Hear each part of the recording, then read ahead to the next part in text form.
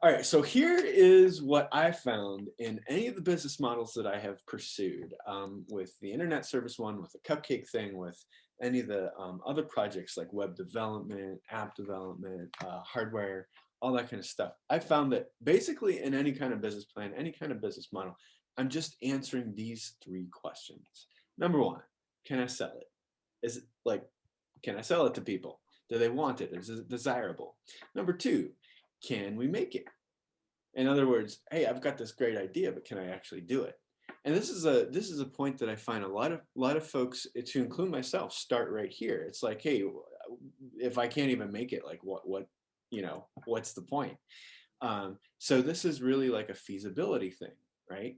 Um, so if the first question is answering desirability, the second question is answering viability, and then feasibility, and then the third thing is will it make money, and that's a viability question, right?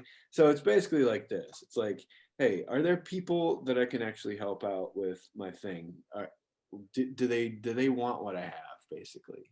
And then the second thing is, well, if they want what I have or what I'm promising, can I actually like deliver on it? And I'm just going to make a very badly drawn gear there. Okay. And then the third thing is there enough money so that at the end of the day, my costs are going to exceed, or my revenues will exceed my costs, right? That's really the idea. And that's a little squiggly sign there known as pi, but you can also use that as a way to describe profit, right?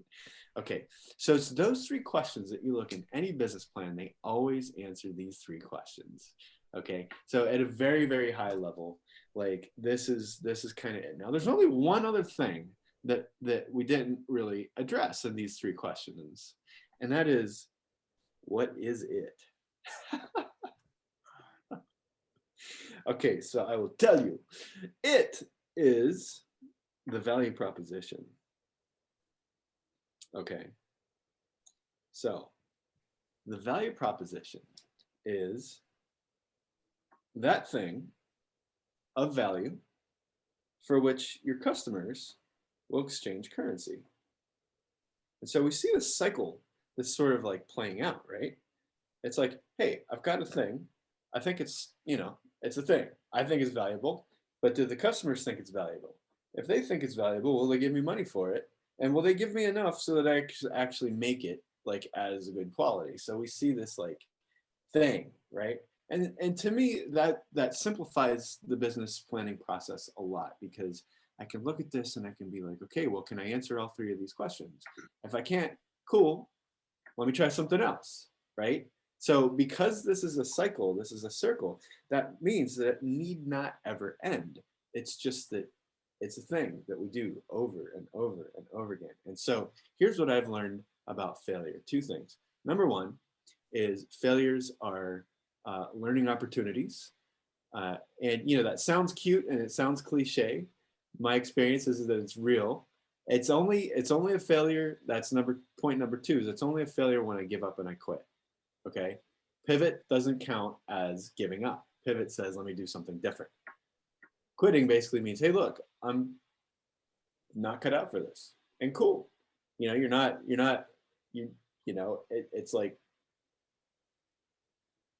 when I've had so many different projects, so many different business ideas, and I've pursued them and I've gotten so far. And my wife has a joke with me. She's like, every 6 months, Dan, you change it up. So I'm like, well, that doesn't sound very cool. But you know what was awesome is that I continue to learn every project that I make a mistake on, every project that I'm like, I really don't want to do this because I'm not passionate about it. Every project that I actually do stick with, I'm like, oh, okay. Like, so it's all been this process. It's all been this journey. So failing in business, in my opinion, is actually very difficult, because once you have the bug, it doesn't leave. It's only failing when you give up completely. And that means that giving up on yourself, giving up on your customers and everything like that. So the key is that we're learning. That's the deal, at least for me. Okay, so let's look at how this translates into this thing called the business model canvas. All right, so this is the business model canvas. All right, this is a basically like a business plan on one piece of paper. Now let's look at the business plan really quick, just to give you some reference. This is maybe what you're used to seeing, which is a textual document that basically says, we are a business and we do serious stuff, and this is serious business and we do serious stuff. So you should like take us seriously, right? Okay, maybe that's Dan's impression of a business plan. Am I like revealing my my bias here? Anyways, here's the thing. Okay, so business plans, they talk about stuff, right? What do they talk about? Well, let's look at this. They talk about the marketing plan, they talk about what business you're in, they talk about your operational plan, inventory, management and organization, your finances, all that stuff, right? And you know what? There is a time to get into the details on that. And that's usually when somebody wants to mitigate the risk that they're taking in investing in you.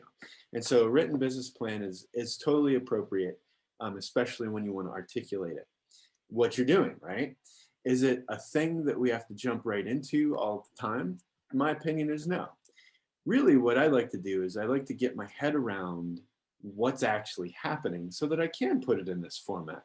Because it's been my experience that if I know what's actually going on and how things work and they mesh together, then I can put this in the form of a written business plan. I can put this in the form of a slide deck. I can put this in the form of like a 1-minute pitch. You know, as long as I know what's going on, I can slice and dice it any way I want. Okay. And I find that the canvas actually helps me do that. Okay. So what I would like to do now is share with you how this thing works. All right, so we went to those 3 questions, right? Can we sell it? Can we make it? Will it make money? And then the big thing is, what is it? Okay, so, all right. Here's our value proposition, and we already said that the value proposition is that thing for which our customers will exchange currency. Now, it can be physical things, it can be intangible things, it can be like stuff that's not even talked about. It's really, when we look at value, value usually has basically 2 sides to it. Value is basically what it is. So I'll just call this like the form factor, right? And the form factor, oops, the form factor is, it can be like hardware, software, or a service, or typically a combination of all 3 of those things. And then the other thing is intrinsically, what does it mean?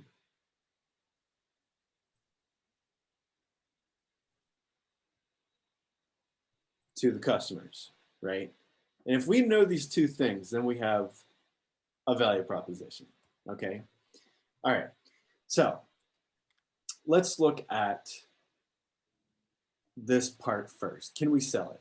So is it desirable? I'm gonna move this sticky note over here, and it's basically gonna reveal 3 questions that kind of answer that whole desirability thing. So what are the 3 things? Well, customer segments, right here, and then we have channels, and then we have customer relationships. Now, a quick word about this. I have found a magic formula, and this is a magic formula for me. That doesn't necessarily have to be one for you. But for me, if I get the value proposition right, I get the channels right, and I get the customer segments right, man, I have got a really, really, really good, solid foundation for a business case. For me, this is the missing piece in the puzzle. You remember in the very beginning, I said, well, I failed at this, I failed at this, I failed at that, whatever, right? It's because I didn't have this piece in place. I didn't even know about the piece. How was I supposed to have it? So, okay, so what is it? What's in it? Well, let's look at it. The first one over here is customer segments. Okay, so you remember how we just talked about this value proposition being like the form factor and also what it actually means? Well, as it turns out, just like a puzzle piece, the customer segment is a person or a group of people that have similar needs for the form factor and similar needs for what it actually means to them.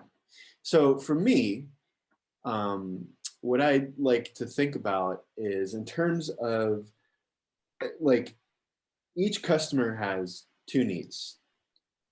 She has a functional need and she has an emotional need.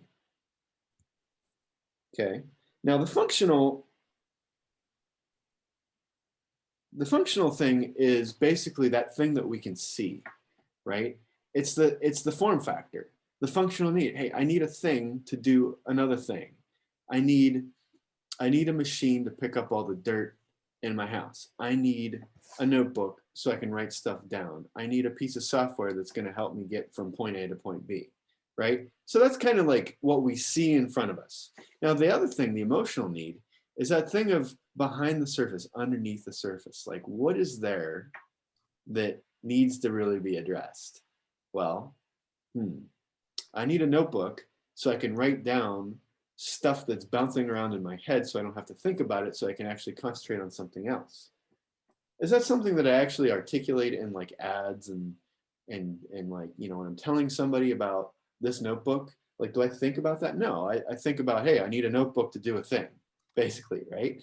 Okay, so, but the way we actually communicate emotional needs and emotional fixes is with colors, and we do it with the tone, and we do it with, you know, all those intangibles, right? So we're starting to see like this linkage between the value proposition and customers, right?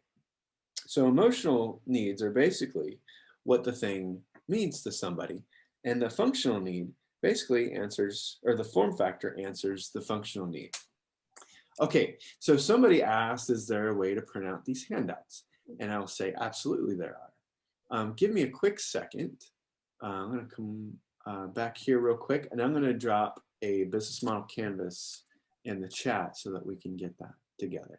In the meantime, are there any questions so far on what we've looked at? No, not so far. Okay, all right, cool, thank you. All right. You're doing great. Thank you, Janisha. You're welcome. Okay, downloads, let's go here. There we go. Let's try that one. Okay, so what I did is I put a PDF in the chat, and you should be able to click on it and download it. And let me know if you can't, and then we'll pause and just do an email thing. Okay, let's go back to the canvas again. Wow, this looks a little messy. Do we need to clean this up? Let's clean it up just a little bit. Let's take this line. Oops, I just made a mess here. Okay, so let's clean this up just a little bit. Here we go. Maybe that's good. Okay, so here's what we got. I did actually have a question. So I got that you said that emotional need is it's what it means to the person, but the functional need, you said something about the value proposition, or what was that? Okay, so the idea is that I have a customer, and a customer has something that needs to be done. So the customer has this thing called a functional need, right? Oops. Okay, so the functional need is basically answered with the form factor of the value proposition. And then the emotional need is answered with what it actually means. So let's take an example. So you said I'm sorry, so the functional need is basically just what they, like needing a notebook, like you said, basically they actually need the product. Yes. Okay. Yeah, thank you. Did you explain?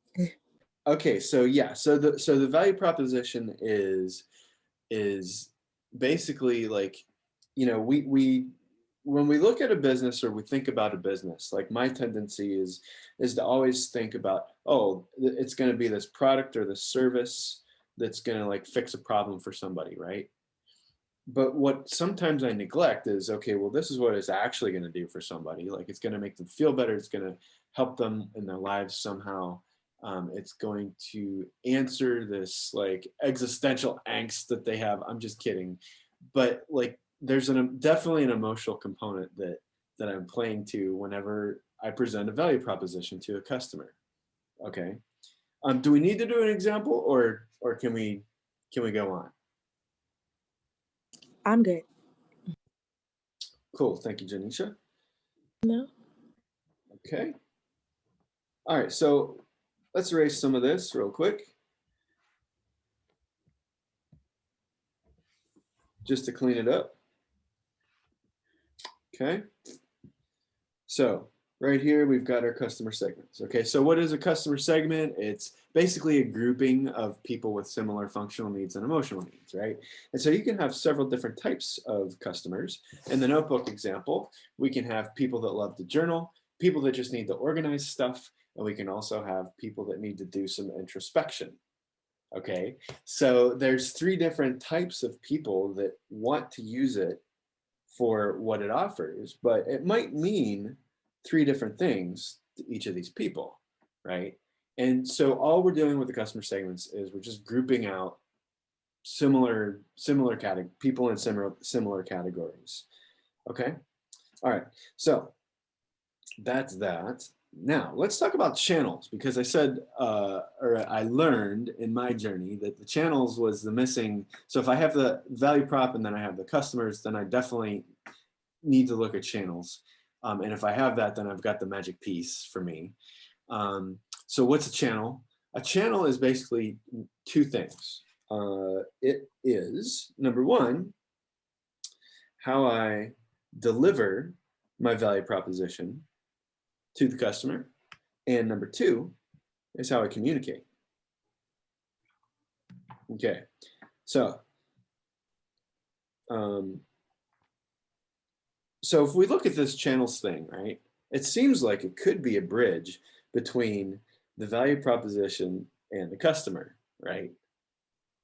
So a customer needs a thing, how do I deliver it? Well, you know, via point of sale, I deliver it via mail, I deliver it via email, I deliver it via retail, whatever, right? And this is like just plain and simple logistics right here. Okay, the second piece is what I found to be sort of like an art form, is how do I, in this busy world, in all these folks' world, how do I get this message to them that I have what they need and it's going to help them feel the way they need to feel?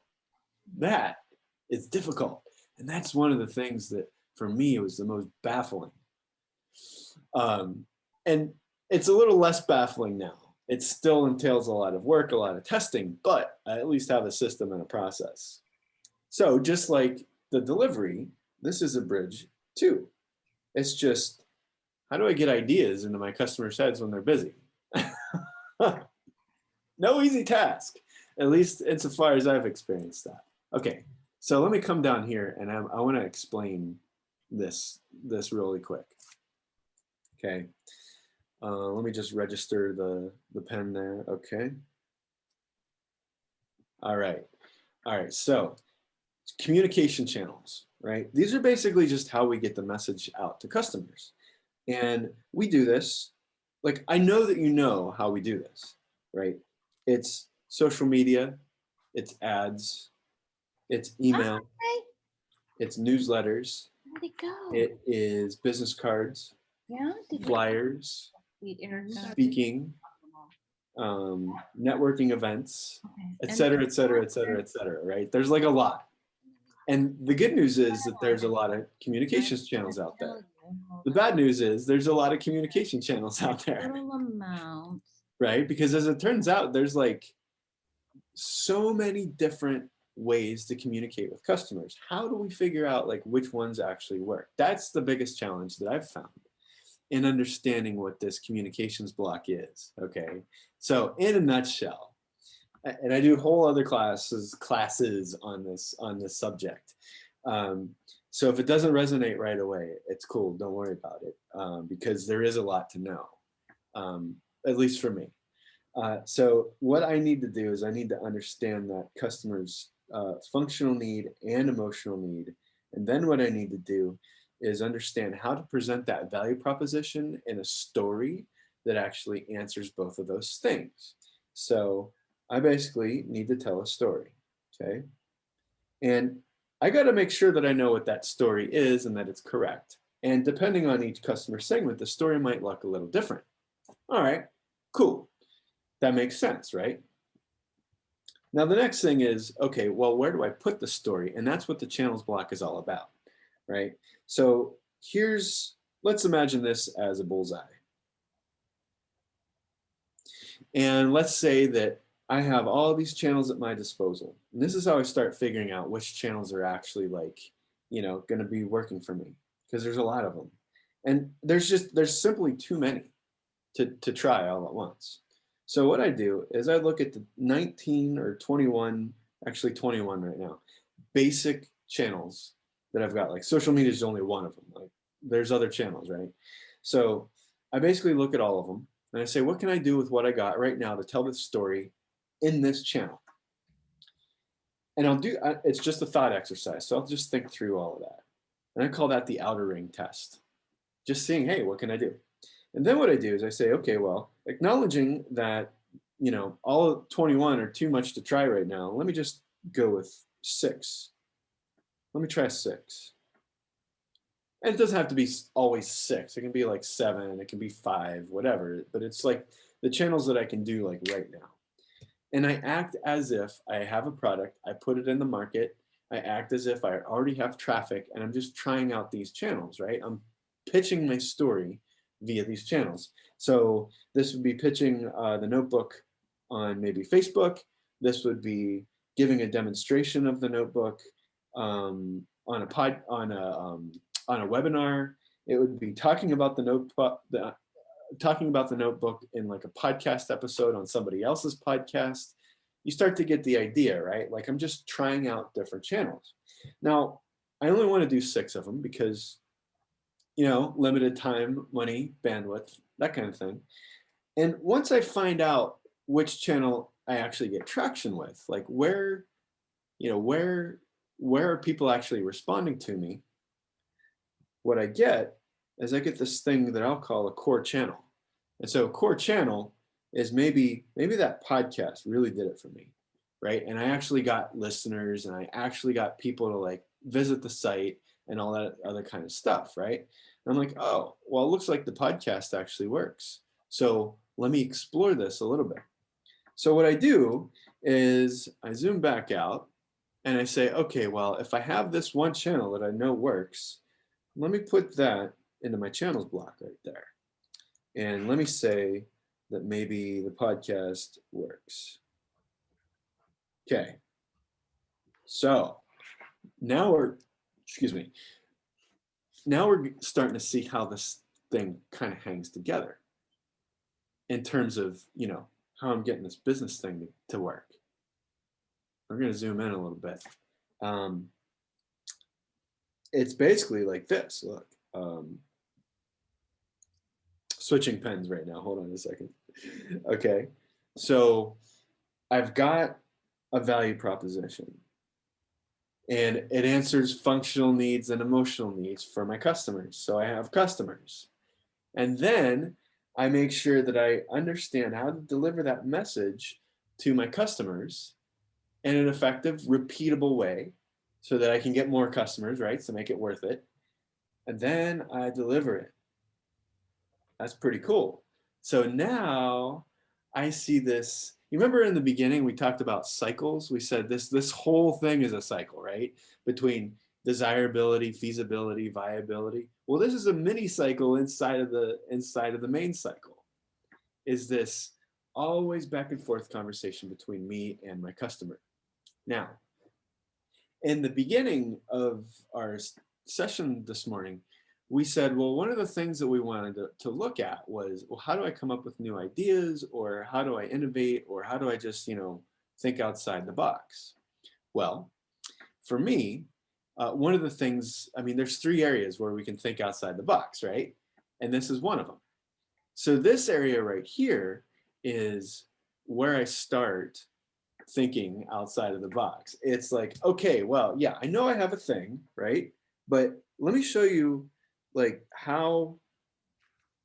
what order I think about things in to get a new result. Okay. I'm going to erase all of it.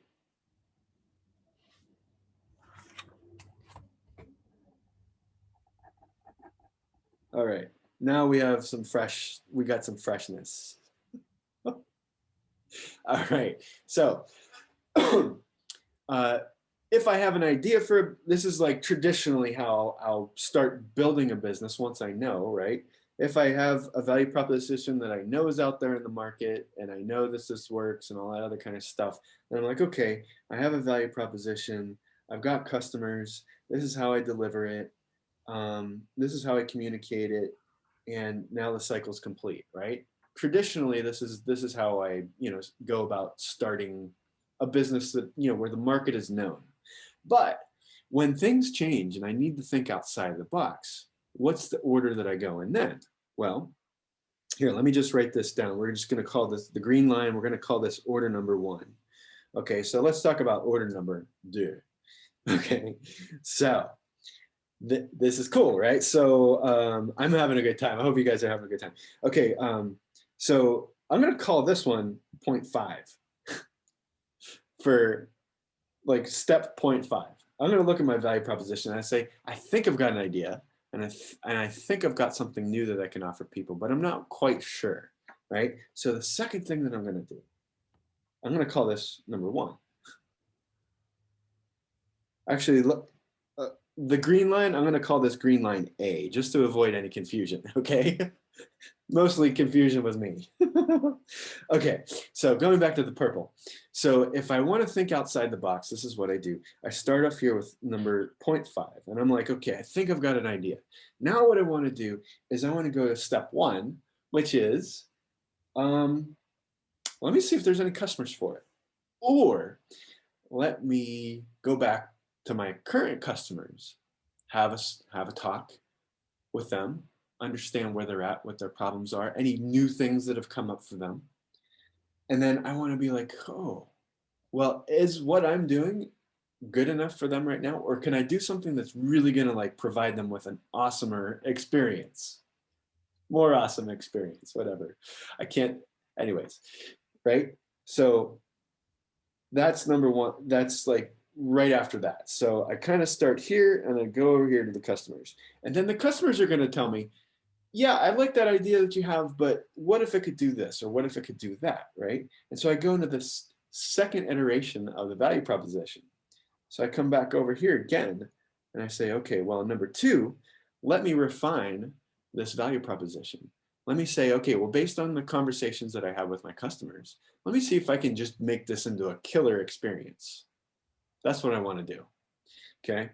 And how do I do that? Well, I talk with my inner circle about this idea and they give me some feedback. And then I talk about this with my outer circle of friends and they give me more feedback. And once I think I have a thing, then I'm ready. I basically put it out into the market. Okay, so for innovation, I go 0.5, I go 0.1, and then I go to number 2 over here. And then when I think I have a thing, then I come back over here to channels. And I really want to dial in my core channel to make sure that I've got that story right, to make sure that I've got the channel and the marketing method right. And then what I do is I push this back out to the customers to see, hey, did I get it right? Okay, cool. So let's look at this example. The green line, line number A, or line letter A. Okay, I have a notebook. It is a thing that I can use to write stuff down in.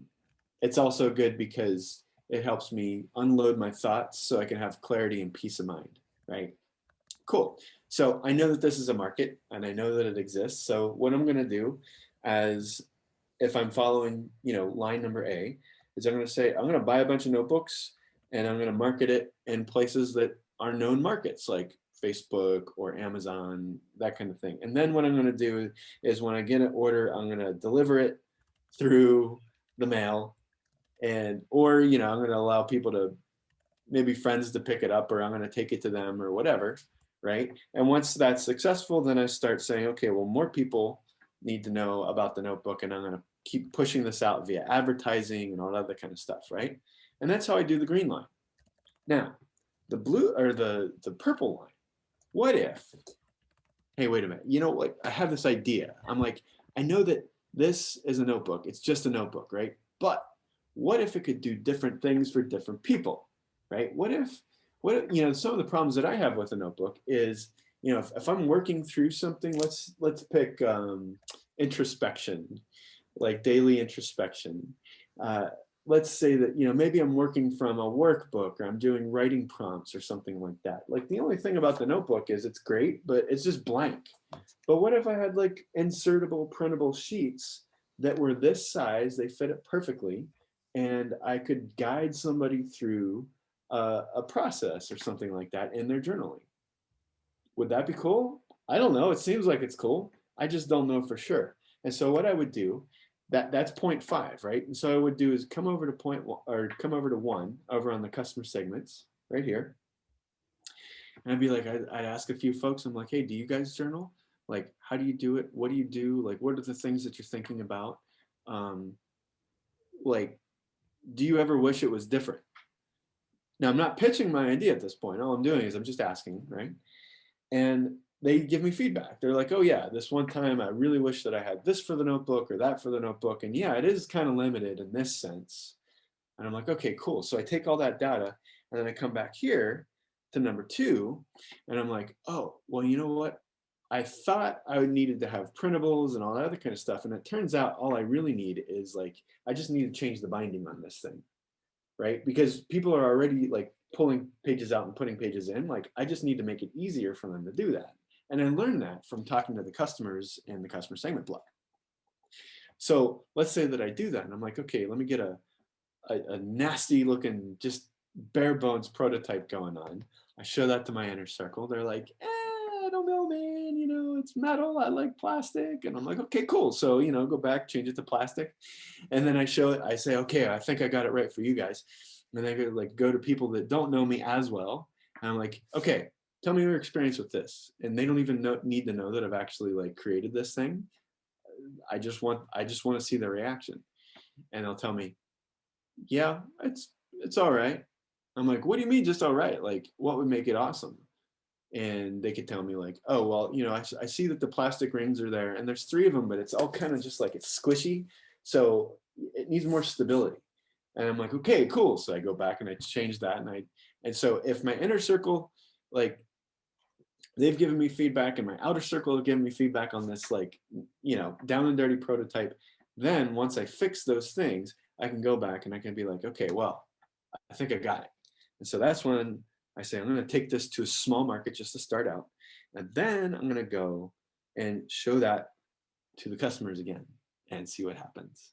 And they'll either like it, they'll love it, or they won't.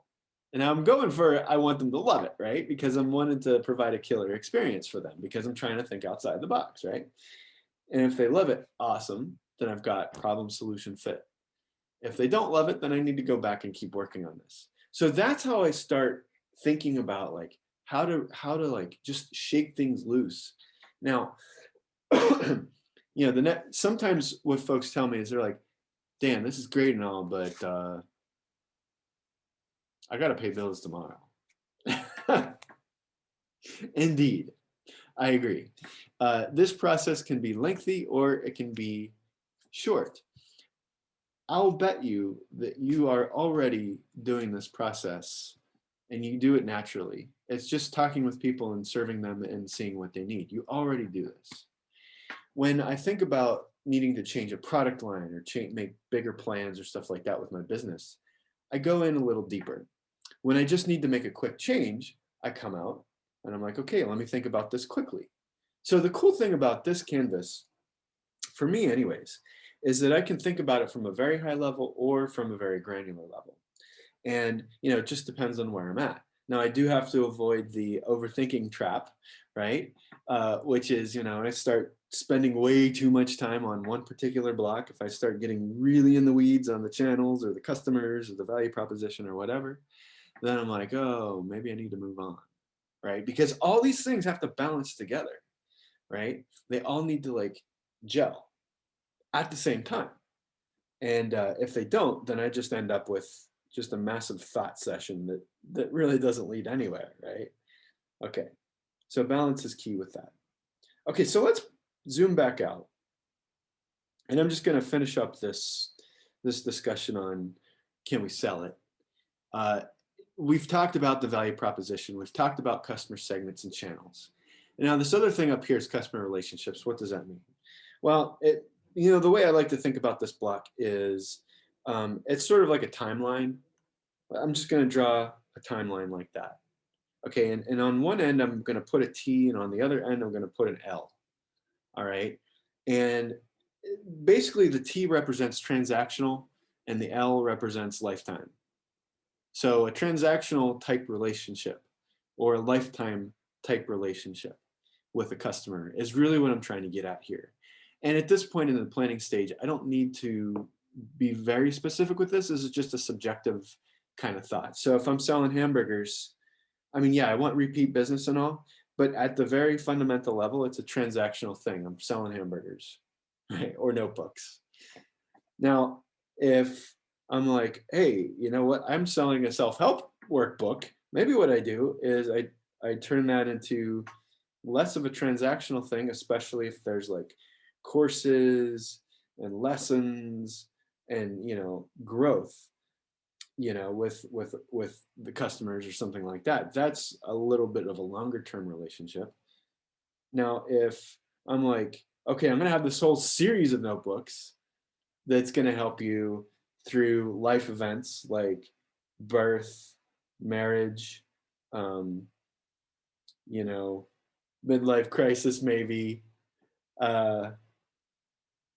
which some people say that Dan has had, which isn't that's the only reason I'm bringing that up that's my own experience. Midlife crisis, I don't know, deep introspective period maybe, whatever you want to call it, right?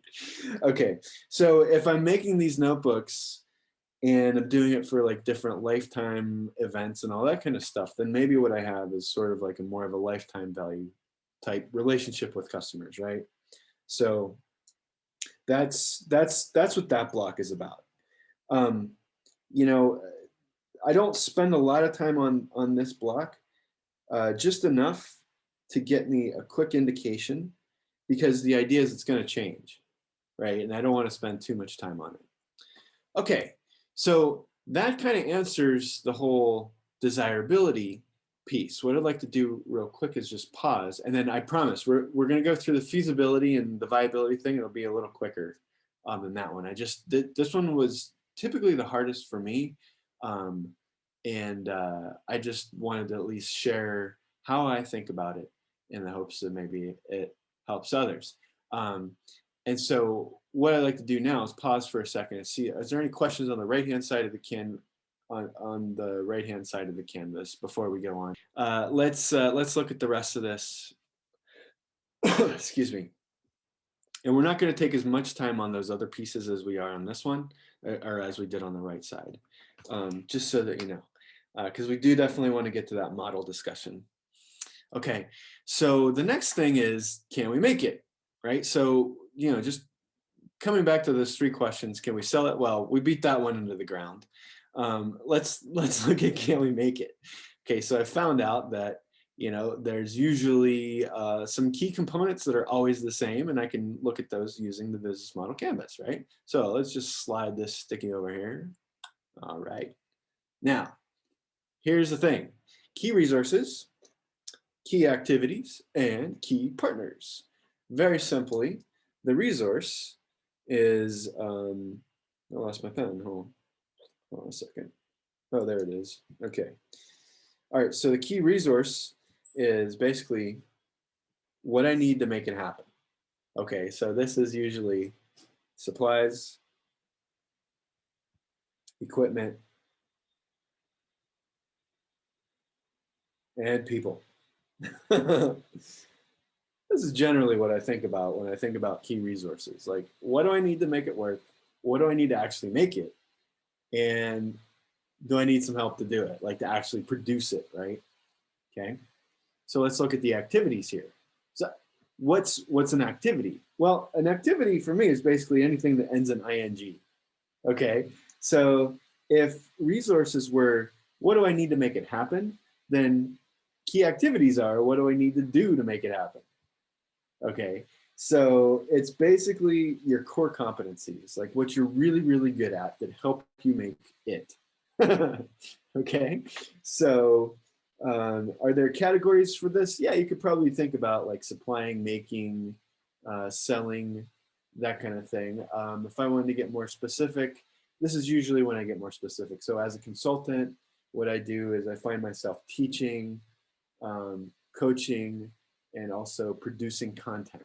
Those are like the three things that I do over and over again. For the cupcake shop, it's baking, packaging, and selling. For the internet business, it was infrastructure, like putting in the wire that would carry the internet or the antennas that would beam it back and forth. It was configuring the network so that it worked for people. And then it was also a bunch of service calls, right? So it's basically those things. We're just gonna like the things we need to do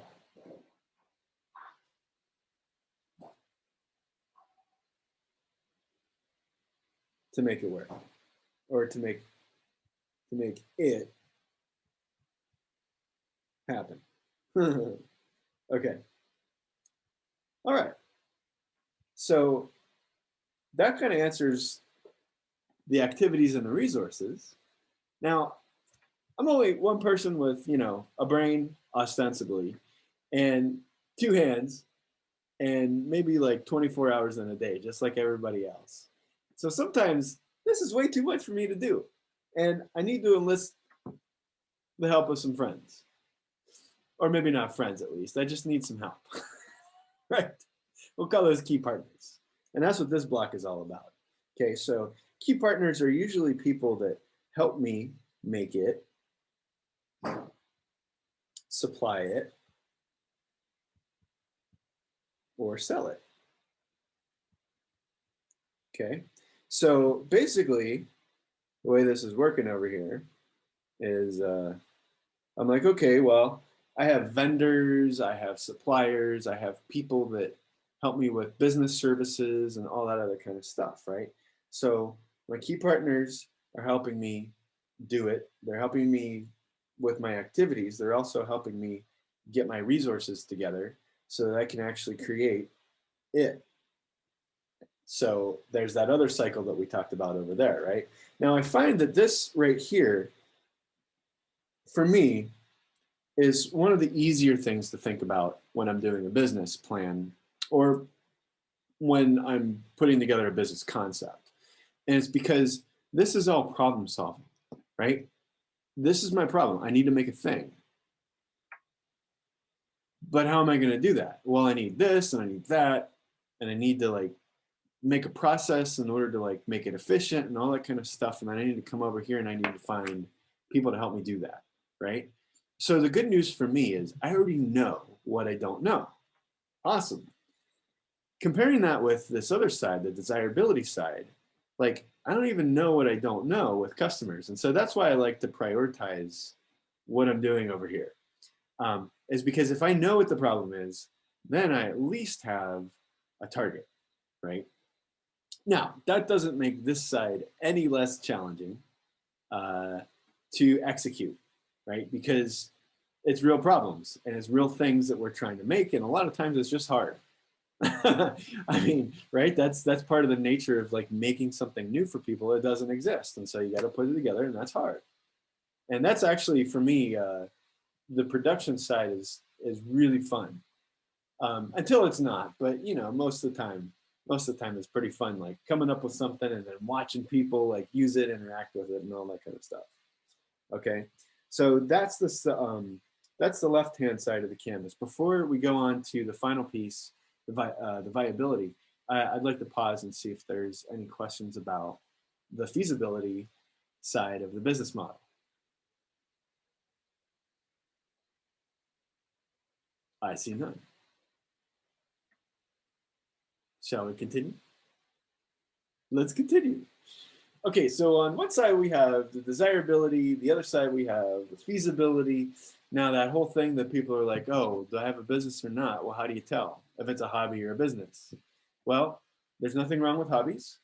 Hobbies are awesome, because you can actually affect great change with hobbies, and you can actually make a big impact with things that you love to do. Now, the differentiator, at least for purposes of this discussion on what's a hobby and what's a business, is the business is something that takes in more revenues than it puts out in revenues, right? So in other words, there's profit there. Now, you can still be a nonprofit and still be a business. It just means that you're generating profit. It's just not, number one, the most important thing. And number two, you don't want to be left with it anyways, right? Okay, so what makes a business, like I said, at least in terms of this discussion, is it making money? How is it making money? And will it continue to make money in the future? How do we figure that out? Well, let's go over to the board again. And I'm gonna just, oh man, that's messy. Let's get rid of that. Let's just clean it up a little bit so we know what we're thinking about. Alrighty, almost there, guys. Three more, no, like three more like stubborn little dots. Okay, they're they're good. I'm gonna need a bigger eraser. Okay, so down here, let's look at this. Will it make money? We're gonna look at this viability thing. Okay, now if at some point you've ever seen these scary looking words, financial projections, break even, cash flow, assets and liabilities, like I'm getting anxiety just thinking about it right now. Just kidding. I face my fears. You know, that midlife crisis we talked about. Anyways, so this is where we start getting into some of the stuff, you know, that you see in the business plan, and like, you know, I gotta get my head around it and all that other kind of stuff, right? This is a very simple spreadsheet, even though it may look somewhat complicated to some of us. Is really the idea here is I've got cash coming in, so this is in and this is out, right? And basically what I'm doing is I'm subtracting the in from the out, and I'm getting the profit, right? That's pretty much what it does. Okay, so in other classes, like we actually have at the SBDC, we have cash flow class, we have break even class, and really where we're looking at this spreadsheet, we're just kind of like breaking it down in terms of like numbers and specifics. You'll notice here that there are basically just like categories of revenues right here. Right here. You can get granular with that, or you could just call it cash sales, or you could just, you know, whatever kind of category you want. And then over here, the categories for your expenses. Basically, the more you itemize, the easier it is to understand how things are being offset here. And then really, so this is really what you got to get right. That's it. Like, just paying attention to the categories. And then over here where it says month 1, month 2, month 3, month 4, etc., all you're doing is you're putting in like either things that already happened or things that are gonna happen. That's it, right? And you're just letting Excel do the math for you and understanding, okay, well, what's our profitability gonna look like next month, or what's it gonna look like a year from now, or whatever. Like, it's cool once you get the hang of it, because then you can, like, all of a sudden you've got this like crystal ball you can use to like look into the future. All right, well, let's look at this conceptually and see how this kind of plays out. First, what I'd like to do is look at the chat real quick. Oh, cool, Cynthia, I'm so glad. Let's see. Yeah, I do have a spreadsheet, and I can share that with you. I'll tell you what, folks, if at some point you want to get any of these materials to include the recording, hold on. Okay, I put my email address in the chat right there. If you'd like at some point to ask for the recording, ask for the materials or something like that, just send me an email there, and I can make sure that I'll respond with the appropriate collateral. Okay, cool. All right, now let's talk about this conceptually, and we'll do this. I don't know, it'll probably take about maybe 5, maybe 7 minutes, because we already saw like the big sheet, which is like all the things, right? Let's break this down. Let's make this real simple, okay? All right, so let's talk about cost real quick, because we just got done talking about like the left-hand side of the canvas, right? We need stuff like we basically like all these things up here, like the resources are going to cost money, the activities are going to cost money, and if we enlist the help of our partners, sometimes friends, we will need to pay them as well, right? Okay, so all these things cost money. This is how I think about costs, okay? There are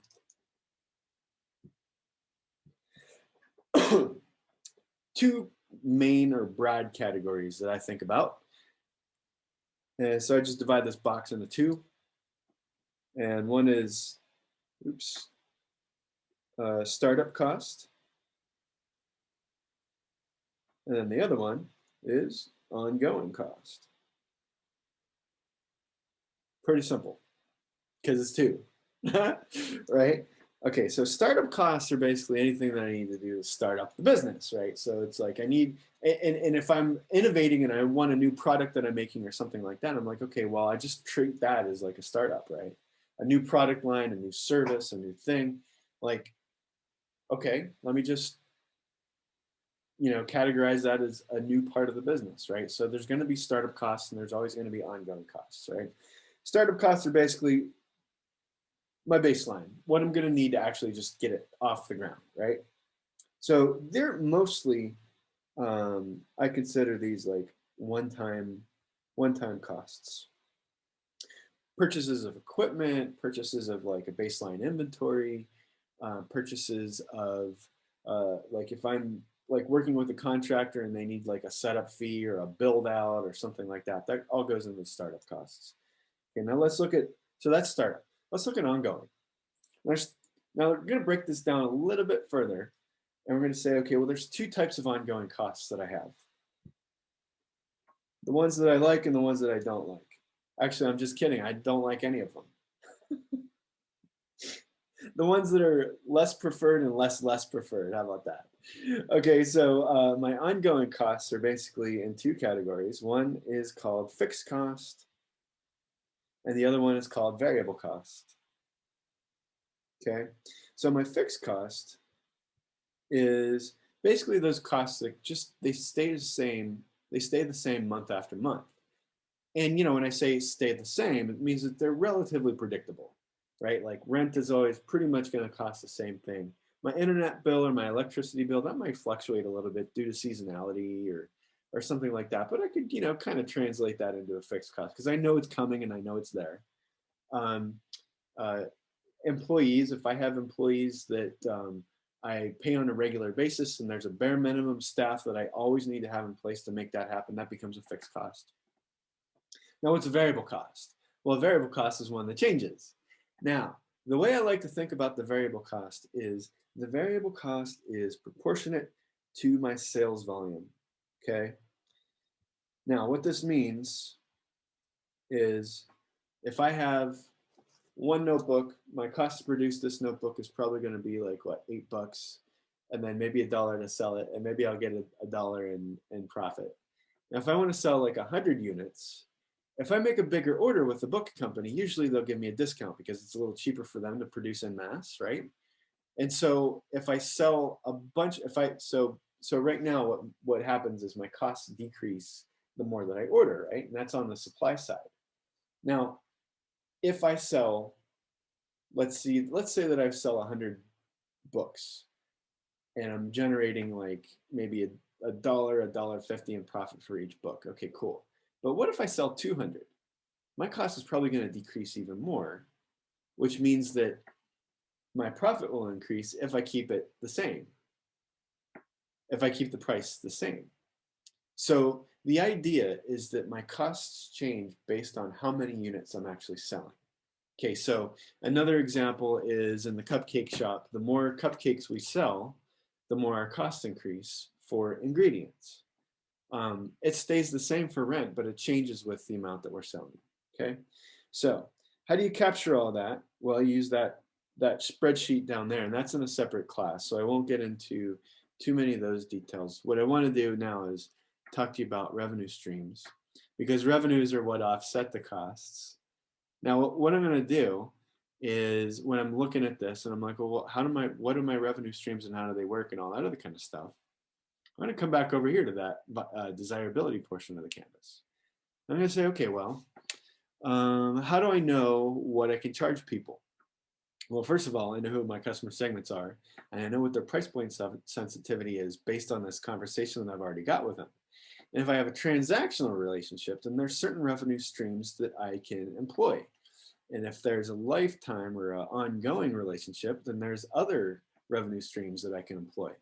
So the next question is, okay, well, what are the revenue streams? I got you.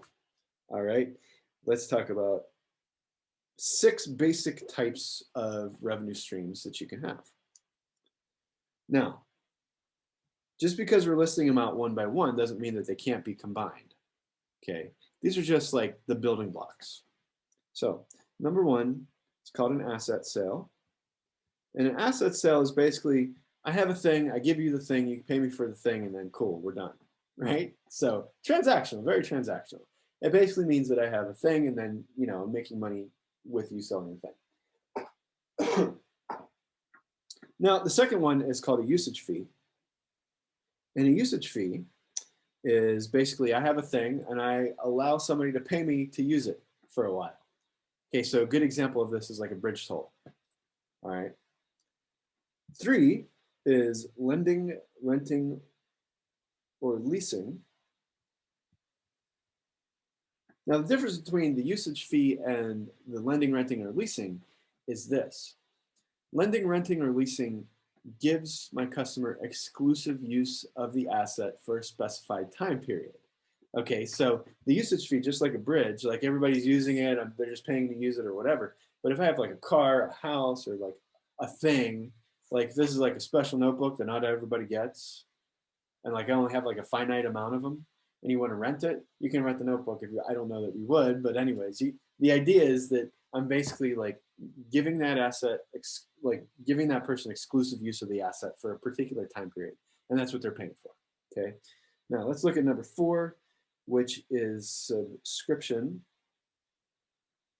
Subscription, which is basically like if you're familiar with magazines or software or newspapers, that kind of stuff. It's basically like ongoing payments. The internet business was definitely a subscription because people would do like month-to-month type stuff, right? They would pay for their internet for a month, and that's what we would charge them for.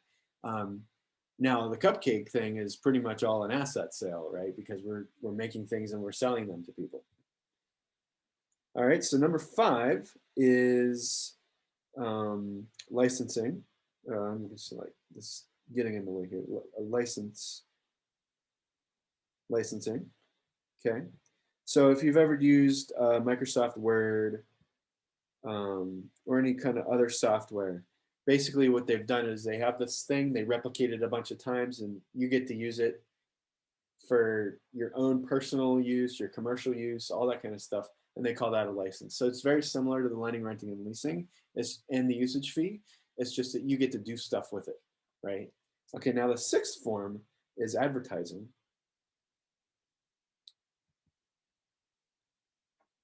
If you've seen newspapers, magazines in the old school, and then Facebook in the new, well, I guess in the last 10 years school, advertising is this method of making money that that is number 6 on the list. It's basically like the bottom line with advertising is, as the entrepreneur, what I have is I have a bunch of people's attention. I have an audience, right? And what I'm doing is I'm selling access to that audience, and that's what advertising is. Okay. Okay, so if those are the 6 types of revenues that we can get, how do we break down revenues? Well, we do it the same way that we do the costs. We have startup revenues or one-time revenues, and then we also have ongoing revenues. Okay, so one-time revenues are basically like, you know, for the internet business, it was like, we're going to put in infrastructure for the client, and then they have to pay for that. And then the ongoing cost was like the internet subscription for, month over month and all that other kind of stuff. One time is like setup fee. So that like if I'm a t-shirt printer or something like that, I got to set up the screen, I got to set up the equipment, all that kind of stuff. I charge a fee for that. And then after that, then I charge per unit or per t-shirt. So that's how I kind of think about that. So there's one-time costs and ongoing costs. What that does is it helps me kind of like, do apples to apples and oranges to oranges over here when I'm looking at this formula of, what my costs are and what my revenues are. Okay. So that wraps up the discussion, very high level on, the viability is, will it make money? Basically, how I look at this whole thing is I say, okay, well, let me look at this. I have a value proposition and I've got customers and I'm communicating the value to the customers, and based on my relationships, I'm going to charge them this way. That's going to produce this one-time cost for me and this ongoing cost for me. Cool. So I've basically got like the money in part figured out. Then what I say is, okay, well, can I actually make this thing that I told them I could make? So I look at it and I break it down. I'm like, okay, this is the thing. This is what I need to make it. This is what I need to do to create it. This is the help I need. And this is what they're going to charge me. At first, they're going to charge me to set it up. And as I continue to be in business and I keep making it work, those are the ongoing costs that I'm going to have. Okay, so basically what I've got is this big cycle with little cycles in between that are kind of like showing me what's happening in the business. All right, now, here's the cool part, at least another cool part for me, is once I understand all of this and how it like fits together, I look at this document right over here and I'm like, what a piece of cake. Marketing plan? Oh, I know where that goes. That goes in the channels. Finance? Easy. That goes right over here. When we're talking about like costs and variable costs and all that kind of stuff. Like the finance stuff, I'm looking at the spreadsheet. I'm like, okay, I understand how this all works and how this is all hanging together. Operations? That seems like resources and activities to me. And organization? That's all, well, let's see. Resources, if I'm in-house, human resources, or if I'm doing other stuff with contractors and that kind of thing, then I just call that there. And those are like the main pieces of the business plan, right? Super cool. Because now I can look at all this and I'm gonna be like, oh, let's look at this real quick. Marketing plan, market research. Let's see, what is the market research stuff? Barriers to entry, threats and opportunity. Like we're looking at the broader market there. Like this is where we're finding our customer segments. We already know this. We know how to do it. Total size of the industry. Well, however many other people are actually making notebooks, and how do I find that out? There's public data sets to find that out, guys. It's like we know what this is. Like we've kind of like decoded this business plan without actually having like gone through it, right? Next is operational plan. Quality control. This is just a procedure of how I actually do the things with my key activities with those key resources that I have. Location. Okay, what kind of setup do I have? Well, my key partner told me which entity type I want to have, right? Personnel, we just talked about that, if they're contractors or if they're employees, that kind of thing. Let's look over here. Oh yeah, we did talk about inventory. We talked about baseline inventory. We talked about people that were going to help us like actually get that inventory, like the suppliers and like what their credit policy. We know all of this. We know all of this. It's so cool, right? So now we see that like everything that's in this business plan, yeah, it might be more granular and it might be like set out, but we have basically the framework to help us think through all this stuff so it's not daunting anymore. Okay. And really at the end of the day, like I said, we're just answering these three questions. Can we sell it? Can we make it? Or will it make money?